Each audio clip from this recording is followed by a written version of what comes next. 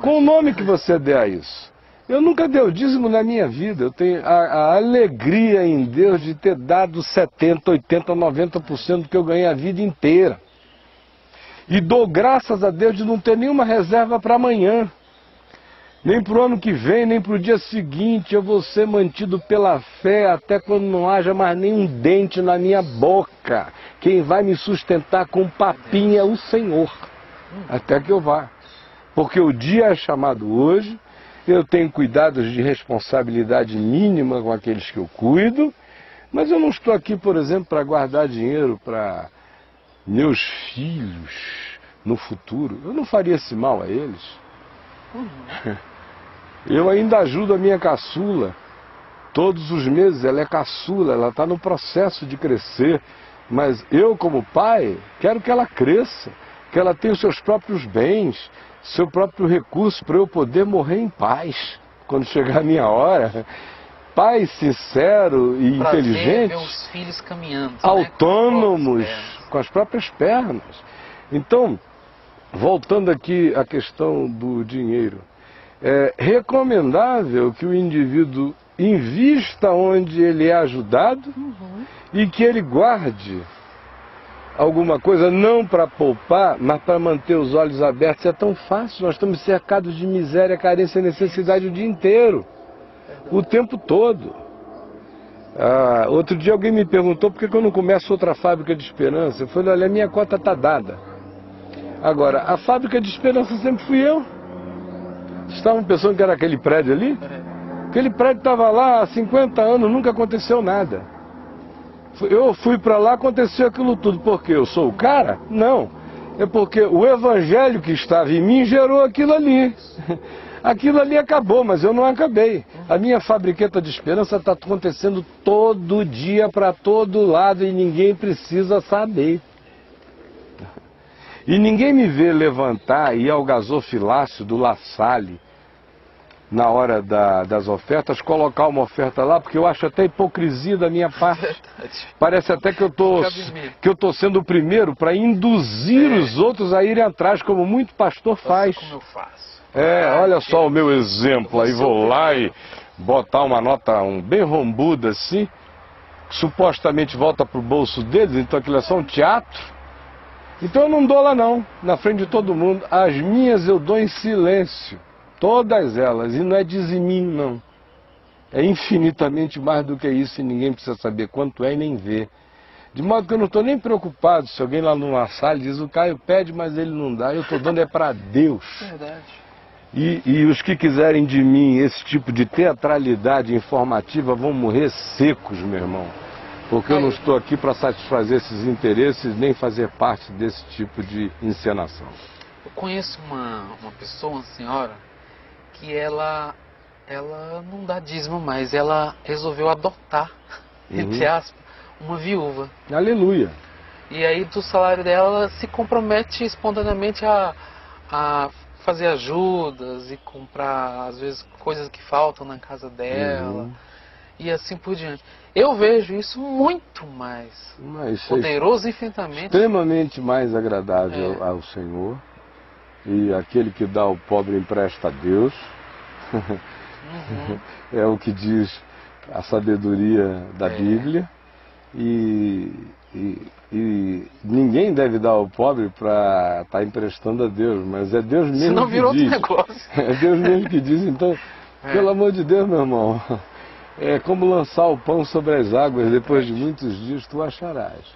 No entanto, eu recomendo, se a pessoa é um discípulo, é um cristão, ela se alimenta genuína e verdadeiramente do Evangelho em algum lugar, ela reconhece alguma fonte de emanação, de instrução da palavra para ela também não deve se alienar para o outro extremo. Para o outro extremo. É daí que eu estou sugerindo o bom senso, que é uma recomendação bíblica. Em Romanos, vá lá ler, Romanos 15, 16, leia Gálatas 6, leia 1 Coríntios 8, está tudo lá. Então, existe também o compromisso com a manutenção da causa, da divulgação do Evangelho. Não se ata o pé, não se ata o pé ao boi que debulha. Está trabalhando, como Paulo diz, ninguém vai à guerra à sua própria custa. Se tem alguém numa linha de frente e você não está, ajude os suprimentos da trincheira. O que aconteceu é que quando os irmãos não estavam com esse entendimento, Paulo era obrigado a trabalhar. Né? E não ia lá ameaçar vocês, tem que dar, porque não. Não, ele ia trabalhar, se virava. Embora ele dissesse, né? Graças a Deus agora, graças a Deus, os irmãos da Macedônia, que eram mais pobres, tiveram consciência, muito maior do que vocês, me mandaram o suficiente para eu parar de trabalhar e poder servir vocês, que eram todos de fato uns indolentes, ávaros. E Paulo diz assim, eu estou tendo que perder a cabeça e me tornar insensato para ver se eu dou uma chacoalhada nessa incapacidade de vocês enxergarem até o benefício que recebem e serem gratos com esse benefício, ajudando-me a continuar a não precisar passar o dia inteiro furando pano para fazer tenda, se eu podia estar o dia inteiro era costurando corações, mas vocês são burros demais para entender isso. Os irmãozinhos lá da Macedônia que tiram da pobreza deles para fazer esse bem a vocês.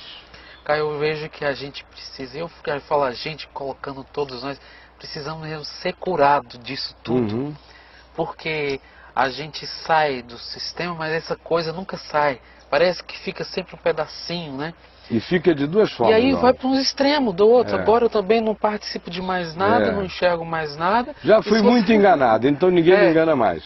Aí, conclusão, ele pune as coisas verdadeiras. É verdadeiro. Aí o cara faz lá a viagem dele nessas igrejas malucas, caça-níqueis, nesses cassinos com o nome de Jesus em neon na porta, que é tudo cassino.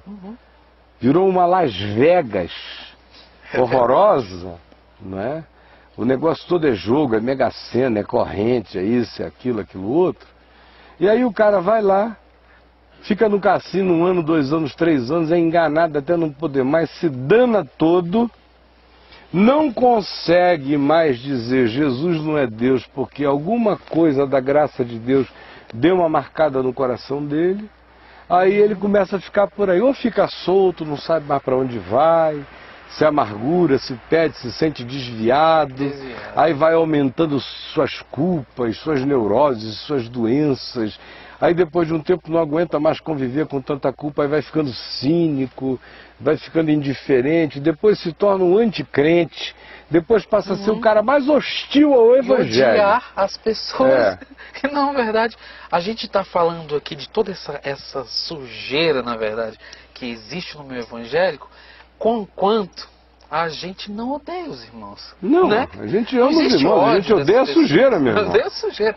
Não, eles começam a ir para o outro extremo e agora acham que você odeia Silas Malafaia. Não, como se ele fosse um arqui-inimigo seu. O Silas não teria nem poder de se tornar meu inimigo.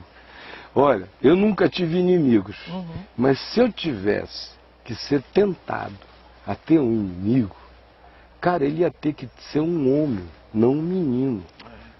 Ele ia ter que ter pelo menos o meu tamanho. Papai me disse, quando eu era pequeno, que a gente não bate com um pequeno porque é covardia. Do mesmo tamanho, não deve, porque não faz mais do que obrigação. Se você tiver que brigar, briga pra cima. Por isso que a minha briga é com o diabo, não é com o Silas. Não é com o Macedo, porque o Macedo é um menino. Ele vai ter que crescer muito no espírito para me olhar nos olhos. São meninos brincando com coisa séria, brincando com fogo eterno. Fogo eterno. Então, meu mano, respondendo aqui, finalizando essa questão. Não é sábio dizer assim, não, todo o meu dízimo agora eu vou dar para carentes e necessitados, se você vai a um lugar 1, 2 vezes na semana, recebe instrução, ensino, graça, conselho, ânimo, esperança. Nesse caso, a recomendação da Bíblia é separe algo significativo, que seja do tamanho da consciência que você tem, do significado que aquilo tem para tanta gente, inclusive para você.